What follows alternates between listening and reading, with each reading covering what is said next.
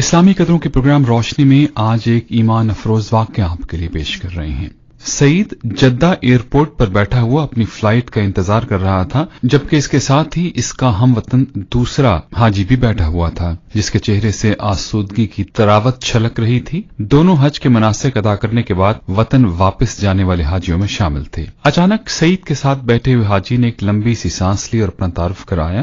میں business man ہوں اور الحمدللہ یہ میرا 10واں حج ہے۔ اللہ پاک کا میرے اوپر بڑا فضل ہے اور میں سمجھتا ہوں کہ ہر حج کے بعد مجھے رب کے زیادہ قریب ہونے کا موقع ملا ہے۔ اس کے بعد اس نے استفسارن نظروں سے سعید کی طرف دیکھا، گویا جواباً اس کے تعارف کا منتظر ہو۔ سعید مسکرا دیا اور بولا، بھائی میرے حج کا قصہ کچھ زیادہ ہی طویل اور گنجلک ہے، کیونکہ یہاں ہم انتظار کر رہے ہیں اور انتظار کے سوا کوئی چارہ نہیں، تو میں آپ کو اپنا قصہ بھی سنا دیتا ہوں۔ سعید خیالوں میں کھو گیا، گویا فیصلہ نہ کر پا رہا ہو کہ اپنی کہانی کو کہاں سے شروع کرے۔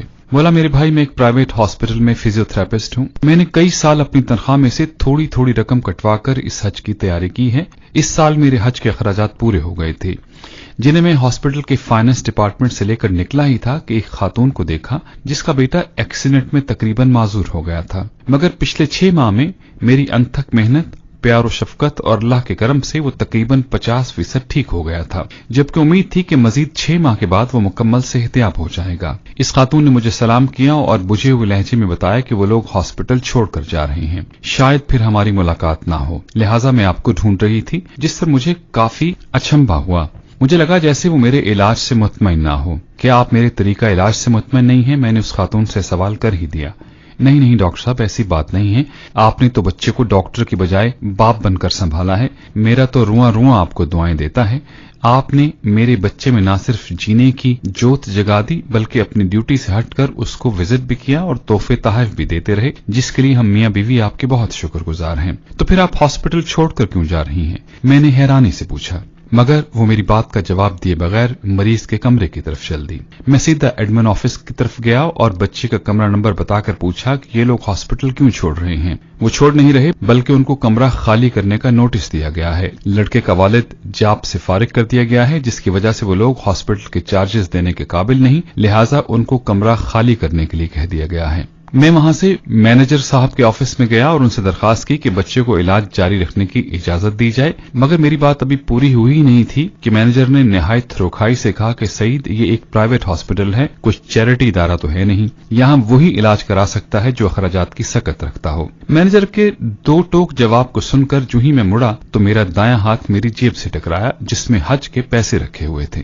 دفتر سے نکل کر میں نے آسمان کی طرف دیکھا اور کہا، اے اللہ، تو اچھی طرح جانتا ہے کہ مجھے تیرے گھر آنے کا کس قدر شوق ہے، اور اب جبکہ میرا خواب ایک حقیقت بننے والا ہے تو اس بچے کی زندگی کا سوال کھڑا ہو گیا ہے۔ اے اللہ، میں مجبور ہوں، مگر تو بے نیاز ہے، میں حج پر نہ آ سکا تب بھی مجھے اپنے فضل سے محروم مت کرنا۔ میں وہاں سے سیدھا اکاؤنٹس آفس میں آیا اور اس بچے کے اگلے 6 ماہ کے اخراجات جمع کرا کے اس کے ڈسچارج آرڈرز کو کینسل کرا دیا۔ الحمدللہ میرا دل سکون سے بھر گیا تھا، مگر حج پر نہ جانے کی کسک اپنی جگہ تھی۔ تو پھر آپ نے جب اپنے حج کے اخراجات اس عورت کے بچے کو علاج کے لیے دے دیے تو آپ حج پر کیسے آ گئے؟ عبدالباری نے بے چینی سے سوال کیا۔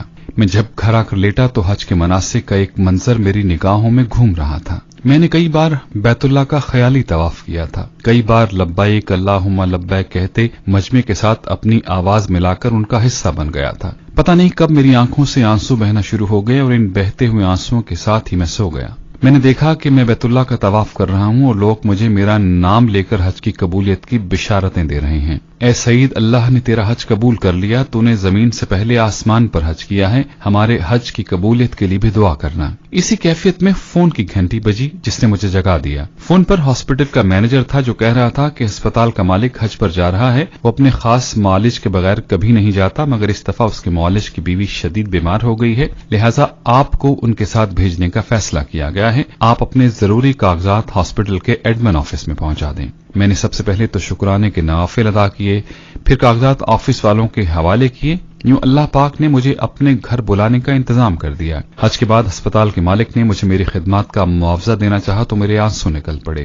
मैंने उसको बताया कि उसने मुझे हज कराकर मुझ पर इतना बड़ा एहसान किया है कि मुझे अपना खादिम बना लिया है, लिहाजा वो मुआवजे की बात करके मुझे गुनहगार ना करे। फिर मैंने उसको सारा वाकया तफसील के साथ सुनाया, जिस पर उसने मक्के से ही फोन करके उस बच्चे के मुकम्मल इलाज तक उसे अस्पताल में बिला मुआवजा रखने के अहकामात जारी कर दिए। उस खातून के शौहर को अपनी फैक्ट्री में सुपरवाइजर की पोस्ट पर रख लिया और अस्पताल इंतजामिया को मेरे सारे पैसे मुझे वापस करने के लिए कह दिया। यूं अल्लाह पाक ने मुझे बिल्कुल फ्री में ही हज करा दिया। अब्दुल बारी की आंखों से आंसू जारी थे। उसने उठकर सईद का माथा चूमा और उसे मुबारकबाद दी और कहा, मैं समझता था कि मैंने 10 हज करके अल्लाह पाक का बहुत कुर्ब हासिल किया है, मगर आज मुझे लगता है कि मेरे ऐसे 1000 हज भी तेरे इस एक हज के बराबर नहीं। मैं तो खुद हज पर आता रहा, जबकि तुझे तो अल्लाह रब्बे करीम खुद ही उठाकर अपने घर लाया है। हाजी सईद, अल्लाह पाक से मेरे हज की कबूलियत की भी दुआ कर दो। प्रोग्राम के सिलसिले को यहीं खत्म करते हैं। प्रोग्राम के हवाले से अपनी राय आप हमें 416-593-0003 पर दे सकते हैं।